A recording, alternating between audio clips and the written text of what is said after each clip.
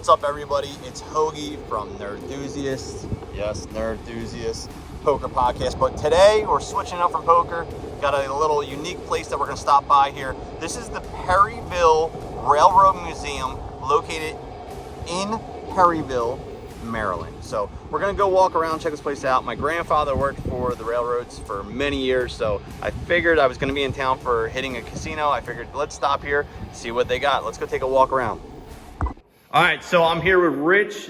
He's going to show us around a little bit. Can you give us a little background about this place, Rich? Sure. The station was built in 1905, and the first trains came here in 1837. And the first bridge wasn't built until 1866. So they ferried the passengers and the trains across the Susquehanna till that point. And then in 1905, they built the present bridge along with this station. There was another station that looked just like this one, but it was at that grade of the lower grade. At one time, you had passenger trains all through here, come down the Port Road, the Octorara, the main line, and the B&O, which is only about a mile and a half away. So also there was passenger service on the Delaware Road. The chapter started in 1996, Perryville chapter NRHS. I just joined 2 years ago. I had 42 years with the railroad when I retired, and I got bored, so I came over here. And I decided to make something of myself and the organization the best I could till I can't do it anymore. So I have a good number of teenagers, a few teens, and a lot of old guys. And most of the guys that are the old guys are retired railroaders. Before I become a part of the organization, there was no retired railroaders and there was no teenagers. So I'm doing what I set out to do, and we're up to 40 members. I think the highest this organization ever had was 13 or 14. So we're growing. We're probably the biggest growing or largest growing chapter of the NRHS right now. Matter of fact, they're looking at some of the things that I'm doing to help the NRHS nationally. So I'm real happy with that, and I love trains, always have. And I worked the tower operator here in 1973 to 1988, and when it closed, but I also worked many other jobs on the railroad. Let's see what else. There was a yard at one time down the street near Rogers Tavern, and there's a road called Roundhouse Drive. That's where if you want to look at the pictures up there or in the gallery, you'll see the roundhouse. It was short. It was only 3 stalls, and then the yard was along where the condos are now, along the Susquehanna.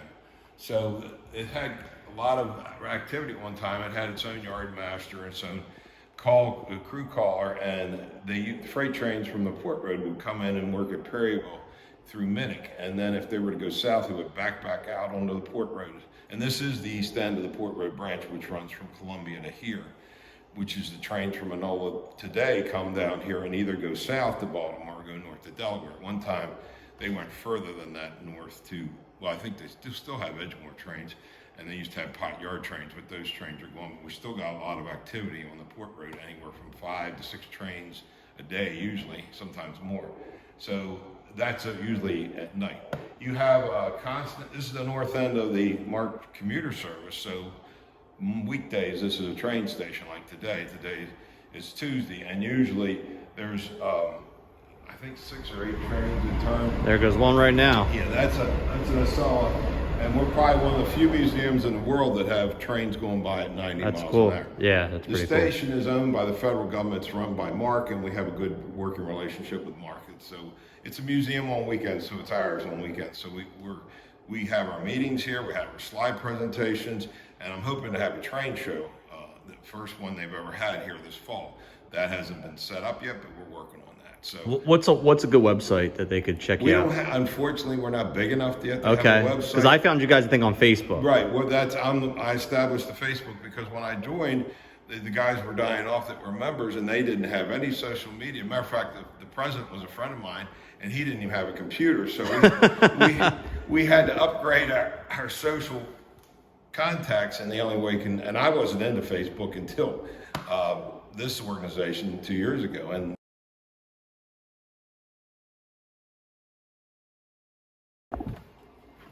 this is our gallery. We are lucky to have this room. This once was a coffee shop, but most people do not have time to get coffee, so it went under, and we were lucky to have this for our photo gallery. We have some stuff for donation and for gifts. in the middle, but the pictures I'll kind of briefly go through the history of the area. So like I said, in 1837, the trains came from the south and the north and were ferry boat, and that's one of those drawings back from that period till 1866. There was one year the ice was so thick they were able to actually lay across the tracks across the Susquehanna, and they actually ran trains, I could imagine slowly, across the Susquehanna. So when they built the current bridge now wasn't built till 1905, but the piers next to it were put in the during the Civil War, and it was built and completed in 1866, and was wood. And then in the 1880s, mid 1880s, they made it a steel structure. But the problem was it was just a single track. Now the B&O decided to be competitive, and they built their own line parallel, and their bridge was also single track. But it was kind of spindly, and we'll slide over there in a second. So after they built the current bridge in 1905 and opened in 1906, and this is a picture from approximately 1915 from the Havertys side, that's the American Legion, which was once a hotel, the Lafayette Hotel, and was owned by the railroad.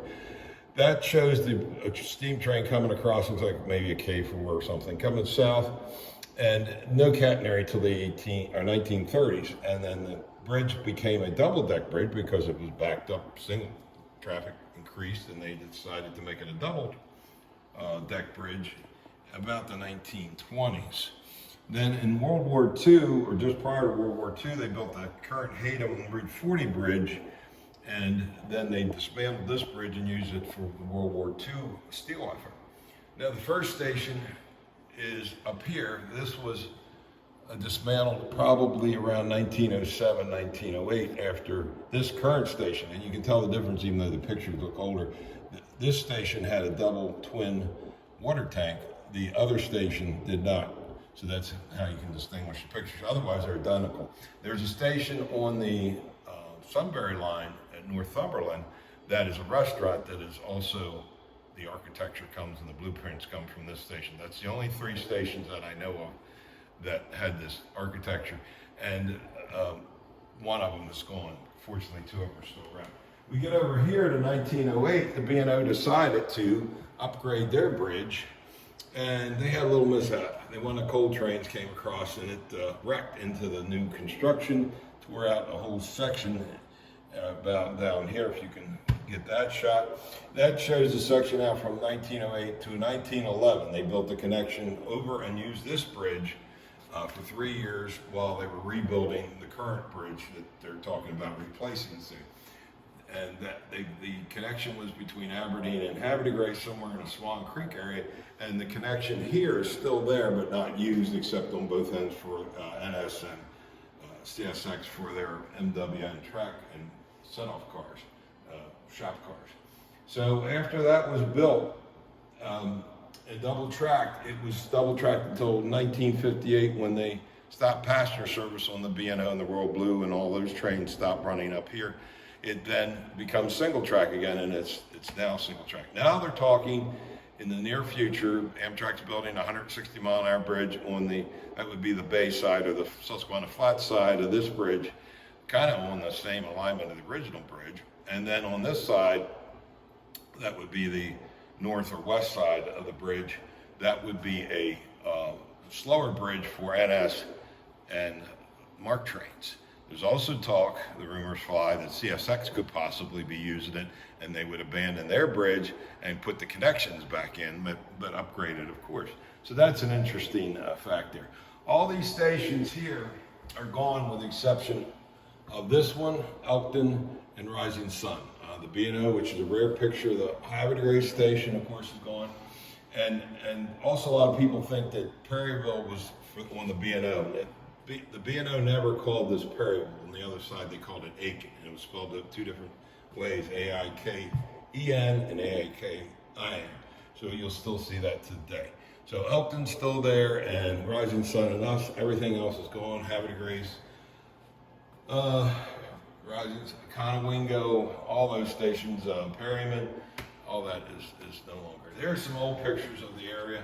This is a really old picture after they put the new bridge in and the new alignment. That was the first tower. All the Pensy towers kind of looked alike. And they were wood towers, and then they made them a brick tower. I believe this was built late 1920s, early 30s, just around the time of the catenary being put in. And I worked at, like I said, I was qualified there in 1973. And I do have, and two of our members of the 40 are actually former tower operators, and we both worked that tower. And this is a shot of the yard in the late 30s, and the guy that owns that one house on the left in the middle of the photo, he comes up here and he says he finds artifacts down to get around his house from being there. So he thinks it's kind of neat because he's a rail buff too. And again, that's the roundhouse, and this is the original station. You can tell that is no longer there. The water tower and the bridge is the telltale of that, because it's a single water tower and a single track bridge. They still occasionally open at least twice a year the drawbridge, which would be eliminated if there was a new bridge put up here, because it would be high enough that anything could go under. I mean, you could probably tack I'm not a sailor, but I think you could tack under the bridge because it's pretty high. So we have a collection of uniforms, and we just don't have the room for all the stuff we'd like to put up here. We got Trains magazine and all the 20 NS heritage. We haven't put any of it. CSX is one, but understand NS is in the process of putting them all back in service.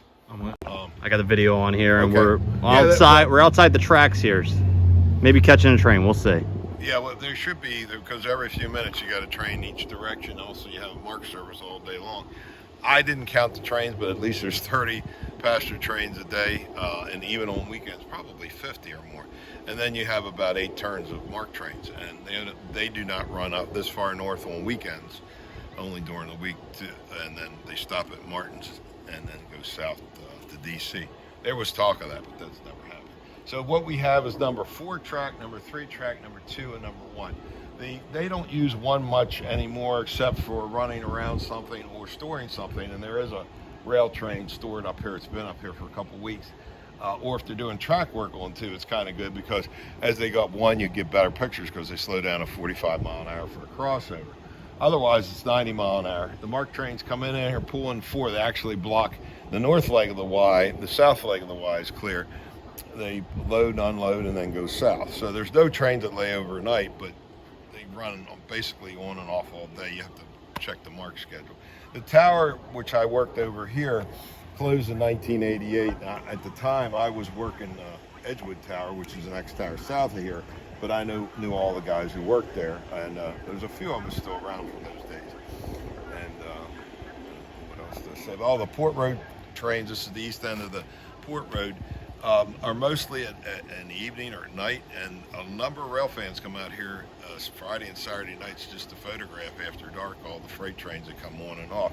And you still have Delaware Road trains, old trains, or petroleum trains, grain trains, mixed freight, and then south you have intermodals, and a lot of coal trains come off here, at least one a day usually, sometimes more than that. The NS runs a geometry train a couple times a year down from Enola, and they inspect the whole Port Road and they turn it here, and I've photographed that. And if you want to see more of this, you can go on our Facebook page, Perryville Railroad Museum, and then I have my own Facebook page, Richard Hafer. You can friend me there, and I also post other railroad material there. So we will have a website eventually when our organization, which is now in a reorganization, once we've got things reestablished, we're hoping to have a website, gift shops, and all that.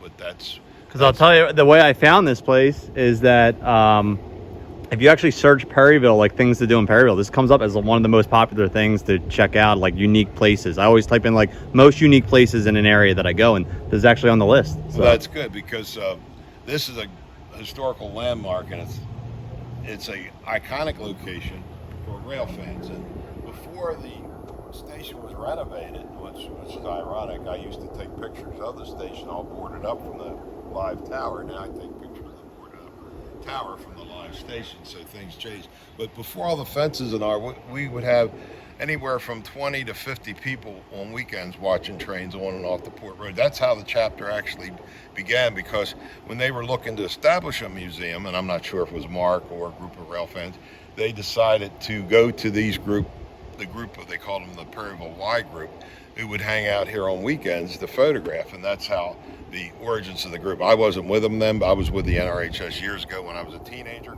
and that's one of the reasons I want to bring teenagers in to keep it going, but also to give some of these young guys who are into trains and good photographers, and that's how I find out a lot of these guys through Facebook, an opportunity to do some of the things that I did when I was a teenager. As a matter of fact, we have a couple of the guys that are members of the group who I actually went to high school with. One was a port road maintainer, another was an engineer, another one worked the tower. So it's interesting to see that the multiple generations get together and talk like there's no problem between generations, and there isn't, because we share the same interest. I have one of the guys who's 16 actually rail fan with one of the guys who's 76, and I think that's pretty amazing. That's pretty cool. It is cool. What? And so what is this right here? This is a baggage cart. This was standard practice back. I even remember them back and used in the stations instead of these metal carts with the things. They would usually just, they were hand. These were donated, but these were mostly pulled by hand. Now they did have tractor later and pull them around, but you would load the luggage and mail. It's hard to believe how much mail these trains, if you go back into the 50s, 60s, and even the 70s, how much mail and express before REA Express was before UPS and FedEx and all that, and that was a lot of stuff was, you had head-end cars just for mail and express and boxes. So this is what these were mostly used for. Now, Amtrak uses these metal carts that make a lot of noise and run around. So that's pretty much all the stuff outside. I'm trying to see if we got...